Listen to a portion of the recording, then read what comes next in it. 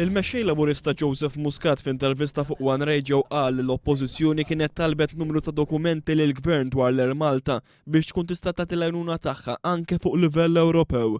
Iżda l-gvern kien dispost biss jagħti dawn id-dokumenti bil-kundizzjoni li ma jingħad xejn dwarhom fil-pubbliku u għalhekk l-Oppożizzjoni ma tkunx tista' tieħu passi. Nistqar tlift il-fiduċja kollha li seta' kelli lill-Ministru Tonio Fenech irid jmexxi dan l-steering committee b'mod ġenwin. Wissa wkoll kontra l-mod kif qed ikunu trattati b'teddid il-unions tal-ħaddiema biex jinżammu l-ħaddiema tal-qalba fih dan il-Partit Nazzjonalista u mhux skont l-abilità. Din hija sitwazzjoni kundannabbli jgħid Joseph Muscat għaliex dan huwa stil ta' tmexxija tal-lemin estrem.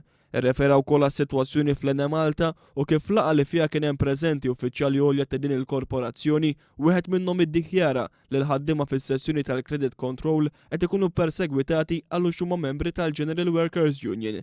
Dwar din is-sitwazzjoni għandha tinfetaħ inkjesta għal Joseph Muscat filwaqt li esprima l-appoġġ tiegħu u tal-Partit Laburista lejn dawn il-ħaddiema. Li kull min qed jagħmel dal-ħniżrijiet illum ara ma jaħsibx li l-affarijiet jintemmu bidla fil-gvern.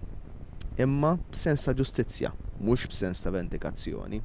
Qed jagħmel dal-ħniżrijiet illum irid iwieġeb għalihom jekk mhux illum għada ikollu iwieġeb għalihom quddiem il-ġustizzja u quddiem il-liġi. Semma wkoll il-ħaddiema tal-Water Services Corporation li jinsabu maħkuma minn inċertezza għaliex ma jafux taħt liema kundizzjonijiet ta' xogħol se jkunu qed jaħdmu wara li twaqfet il-kumpanija Arms. Il-mexxej Laburista tkellem ukoll dwar il-ħaddiema tal-Go u kif il-Prim Ministru Lorenz Gonzi m'għadux kredibbli. Dan għaliex qabel l-elezzjoni ta' assigurazzjoni ta' xogħol lil dawn il-ħaddiema, iżda llum f'sitwazzjoni ta' inċertezza l-ħaddiema għadu ma qal xejn.